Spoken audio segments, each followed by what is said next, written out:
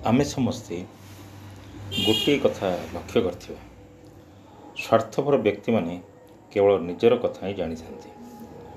ଅନ୍ୟର ସୁଖ ସୁବିଧା ପାଇଁ ସେମାନେ କୌଣସି ପ୍ରକାର ସାହାଯ୍ୟ କରିନଥାନ୍ତି। ସେମାନେ ଯାହା କିଛି ପାଆନ୍ତି ସବୁ ନିଜର ପାଇଁ ରଖିଥାନ୍ତି ଆଉ ଗର୍ବସାତ କରିଦିଅନ୍ତି। କାହାର ଦୁଃଖ ଦେଖିଲେ ସେ ସ୍ୱାର୍ଥପର ବ୍ୟକ୍ତିମାନଙ୍କ ପାଖରେ କୌଣସି ସହାନୁଭୂତି ମଧ୍ୟ ଜାତ ହୋଇନଥାଏ। ସାହାଯ୍ୟ କରିବାର ଇଚ୍ଛା ସେମାନଙ୍କଠାରେ କଦାପି ଦେଖାଯାଇନଥାଏ। ସେହି ପ୍ରକାର ବ୍ୟକ୍ତି ସବୁବେଳେ ଇହଲୋକ ପରଲୋକରେ ସବୁବେଳେ ନିଜର ସୁବିଧା ହିଁ ଖୋଜି ବୁଲନ୍ତି। ତେଣୁ ସେମାନେ କାହାଠାରୁ ସହାନୁଭୂତି ଲାଭ କରିନଥାନ୍ତି। ଫଳରେ ସେମାନେ ତାଙ୍କର ଶେଷ ଜୀବନ ଏକାକୀ ନିରସ ଭାବରେ ଜୀବନ କଟାନ୍ତି ଓ ସଂସାରରୁ ଦୁଃଖରେ ବିଦାୟ ନେଇଥାନ୍ତି। ଆଉ ପରଜନ୍ମରେ ମଧ୍ୟ ସେହି ପ୍ରକାର ଦୁଃଖ ଭୋଗ ବି କରିଥାନ୍ତି। ଆଜି ଆମେ ଏହି ପରିପ୍ରେକ୍ଷୀରେ ସେହି ପ୍ରକାର କଥାଟିଏ ଶୁଣିବା। ମଇଳା ପୋଖରୀ ବୋଲି ଗପଟି। ଏହି ଗପଟି ସହିତ ନିଜକୁ ସାମିଲ କରିବା, ଭାବିବା ମୁଁ ନିଜେ କ'ଣ ସ୍ୱାର୍ଥପର କି, ମୁଁ ସେପରି କାମ କରୁଛି କି? ଯଦି ସ୍ୱାର୍ଥପର ନୁହଁ ତ ବହୁତ ବଢ଼ିଆ।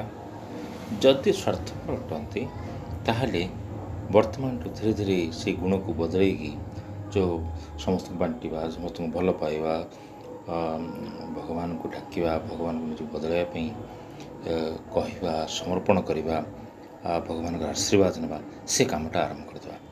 ବର୍ତ୍ତମାନ ମୁଁ ସେହି ଗପ ମଇଳା ପୋଖରୀର କଥା କହୁଛି। ଦୁଇଟି ମଇଳା ପୋଖରୀ ପାଖାପାଖି ଥିଲା। ଦୁଇଟି ଛୋଟ ଛୋଟ ପୋଖରୀ। କ'ଣ ହେଉଥିଲା, ଗୋଟିଏ ପୋଖରୀର ପାଣି ଅନ୍ୟ ପୋଖରୀରେ ଓ ଅନ୍ୟ ପୋଖରୀର ପାଣି ଏ ପୋଖରୀକି ଆସୁଥିଲା। କିନ୍ତୁ କ'ଣ ହେଲା କେଜାଣି ସେଇ ପାଣିକୁ ସବୁ ବ୍ୟବହାର କରୁନଥିଲେ। ତା'ର କାରଣ ହେଲା, ଏ ଯେଉଁ ଦୁଇଟା ପୋଖରୀର ପାଣିରେ ସବୁବେଳେ ପୋକଜୋକ ରହିଥିଲା, ଶିଉଳି ରହିଥିଲା। ଏମାନେ ସବୁବେଳେ ଦୁଃଖ କରୁଥାନ୍ତି, ତାଙ୍କର ପାଣି କିଏ ବ୍ୟବହାର କରୁନାହାନ୍ତି। ଏ ପ୍ରକୃତି ତାଙ୍କର ଅନ୍ୟ ପୋଖରୀକୁ ସେମାନେ ତୁଳନା କରୁଥାନ୍ତି, ଦେଖୁଛନ୍ତି ସେଠିକି ଲୋକମାନେ ଯାଉଛନ୍ତି, ଏ ତାଙ୍କ ପାଖକୁ ଆସୁନଥାନ୍ତି। ବହୁତ ଦୁଃଖ ସେମାନଙ୍କ ଭିତରେ ହେଉଥିଲା।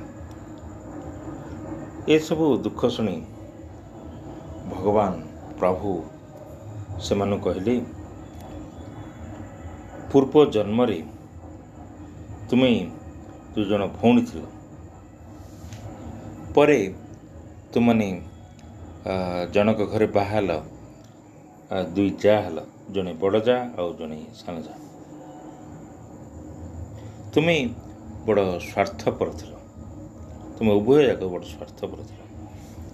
ଦାନ ପୁଣ୍ୟ ପରମାର୍ଥ କଥା ଯଦି କେହି କହୁଥିଲେ ସେ କଥାକୁ କର୍ଣ୍ଣପାତ କରୁନଥିଲ, ଆଉ କରୁଥିଲ ଗୋଟେ କଥା କରୁଥିଲ,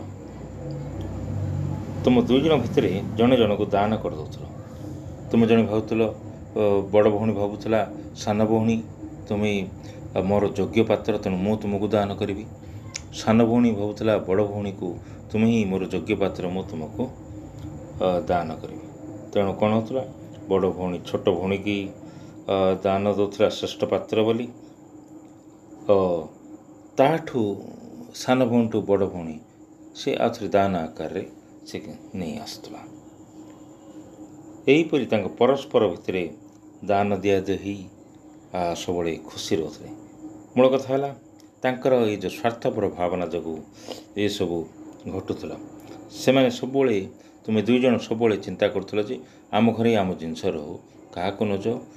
ଏପଟେ ଦାନ କରୁଥିଲେ, ଇଏ ତାକୁ ଦାନ କରିଦେଇ, ସେ ଆକୁ ଦାନ କଲେ, ସେ ଜିନିଷଟି ତାଙ୍କର ଘର ଭିତରେ ସବୁବେଳେ ରହୁଥିଲା। ତେଣୁ ତୁମ ଦୁଇ ଜଣଙ୍କର ଏଇ ପ୍ରବୃତ୍ତି ଯୋଗୁଁ ତୁମକୁ ଏ ଜନ୍ମରେ ଦୁଇଟା ପୋଖରୀ ହେଲା। ଏବେ ବି ତୁମମାନଙ୍କର ସେଇ ପ୍ରବୃତ୍ତି ରହିଛି। ତେଣୁ କ'ଣ ହେଉଛି, ତୁମ ପୋଖରୀର ପାଣି ସେ ପୋଖରୀକି ଯାଉଛି, ସେ ପୋଖରୀର ପାଣି ଏ ପୋଖରୀକି ଆସୁଛି। ତେଣୁ ଏସବୁର ମୂଳ କାରଣ ହେଲା ତୁମର ସ୍ୱାର୍ଥ ଭାବନା ଯୋଗୁଁ ତୁମର ପାଣି ଦୁର୍ଗନ୍ଧ ହୋଇ ରହିଛି। ତେଣୁ ତୁମର ଦୁଇ ଜଣଙ୍କ ଭିତରେ ତୁମ ସୀମା ଭିତରେ ହିଁ ରହୁଛି। ଏହାର ମୂଳ କାରଣ ହେଲା ସ୍ୱାର୍ଥ ଯୋଗୁଁ ତୁମକୁ ଏଇ ପରିଣାମ ଭୋଗିବାକୁ ହେଉଛି।